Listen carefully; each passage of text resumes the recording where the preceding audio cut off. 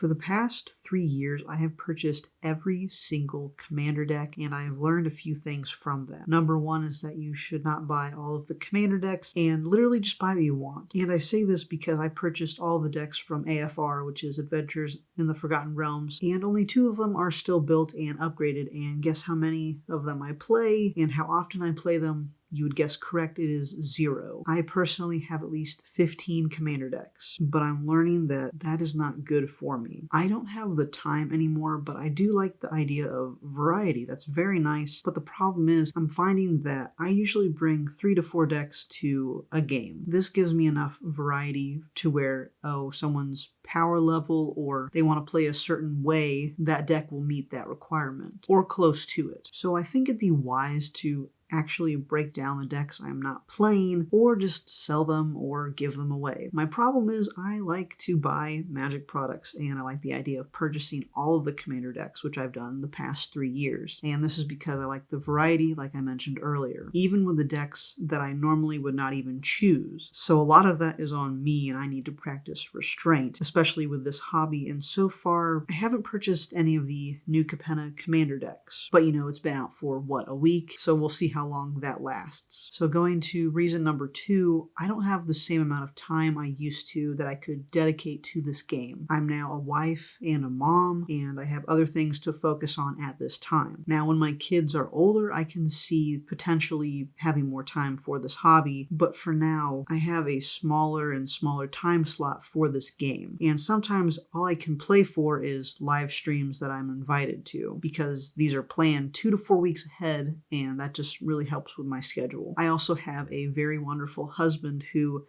finds a way to make these things work. And I'm very lucky to have him, because not only does he support this hobby of mine financially, but he's also making time for me to play with my friends, or he even plays a little bit himself. And I don't think he's going to see this, but if he does, thank you. And number 3, I'm buying these commander decks too early. So too often I'm paying for the hype or the early access to play these decks when I can just wait maybe 9 to 12 months, maybe even 6 months, and the prices will lower. You can even see that with the new Capenna decks. There was rumors about the decks being $50 each, and that wasn't the case in my local area. I think the lowest price I found them for was $35, but that was still pre-order, and now that store charges $40, I believe. So if I can just wait for the prices to be reduced, I think that would be a great thing for me. So if you've been in Commander or kept up with the Commander decks from 2018, there was a huge dip at one point.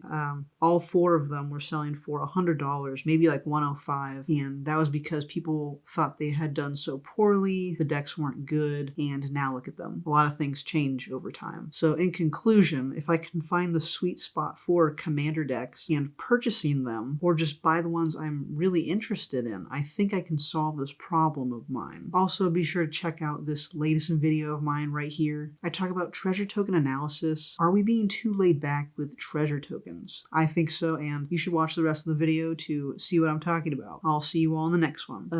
Peace.